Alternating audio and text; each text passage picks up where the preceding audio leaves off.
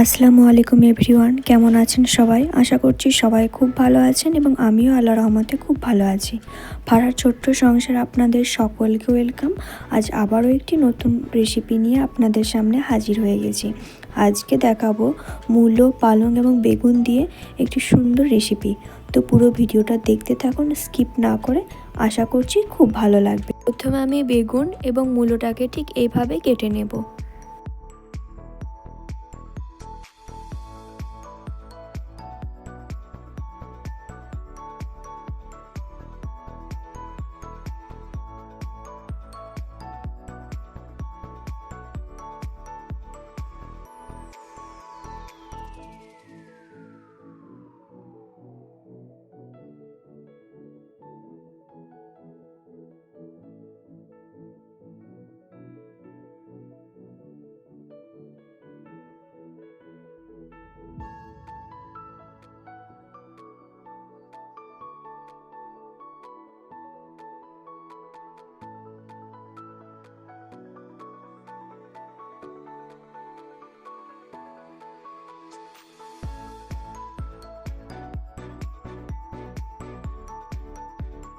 এখন আমি পালং শাকটাকে খুব ভালো করে বেছে কেটে নেব।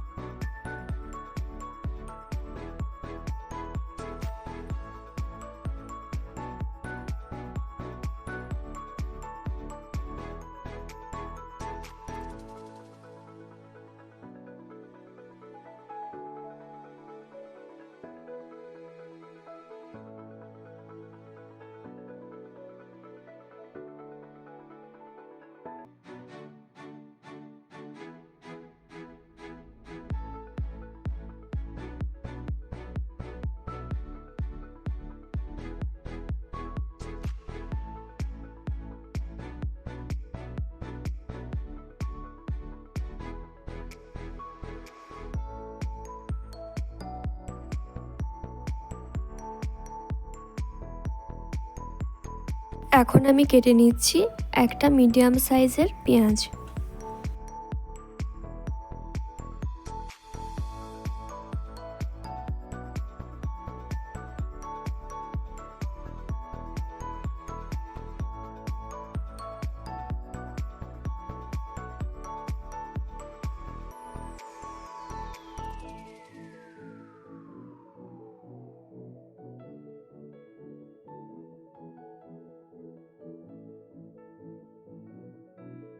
এখানে আমি দুটো মিডিয়াম সাইজের আলুকে ঠিক এইভাবে কেটে নেব। এই রেসিপিতে আলুটা আপনারা দিতেও পারেন বা নাও দিতে পারেন।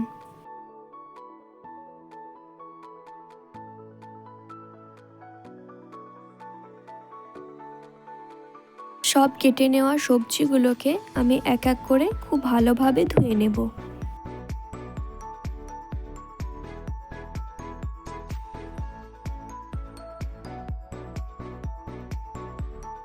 এরপরে কড়াই চাপিয়ে কড়াইয়ে কিছুটা তেল দিয়ে তেল গরম হয়ে গেলে ফোড়নে আমি দিয়ে দেব একটা শুকনো লঙ্কা এবং 5 ফোড়ন।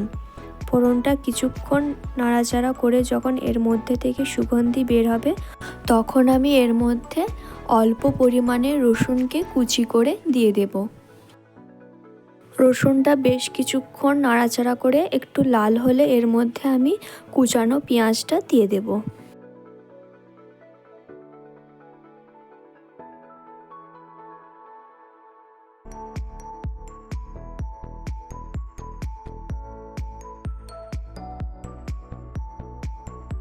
পেঁয়াজটা যাতে খুব তাড়াতাড়ি নরম হয়ে যায় সেই জন্য আমি অল্প পরিমাণে লবণ দিয়ে দিলাম।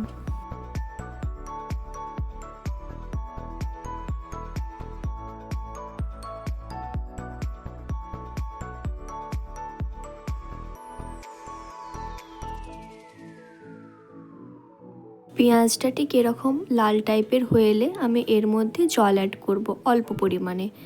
এখন আমি দিয়ে দিলাম স্বাদ মতো লবণ, হলুদ গুঁড়ো, লঙ্কা গুঁড়ো এবং জিরে গুঁড়ো।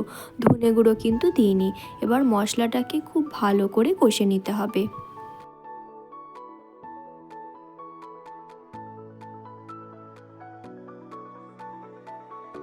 মশলাটা কষানোর সময় যেহেতু একটু শুকনো শুকনো টাইপের হয়ে যাচ্ছিল, তাই আমি আবারও কিছুটা পরিমাণে জল দিয়ে দিলাম। এখন আমি এর মধ্যে কেটে রাখা আলু ও মূলোটাকে দিয়ে খুব ভালো মতন করে ভেজে নেব।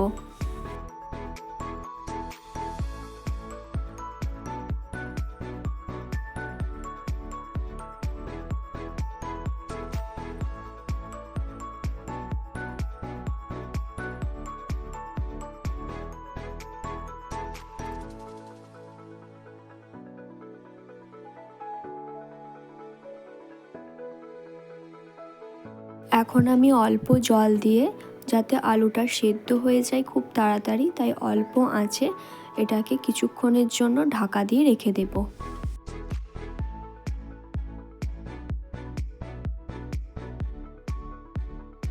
ঢাকা খোলার পর দেখুন মূলো এবং আলুটা খুব ভালোভাবে সেদ্ধ হয়ে গেছে। এখন আমি এর মধ্যে আগে থেকে কেটে রাখা বেগুন এবং পালং শাকটা দিয়ে দেব।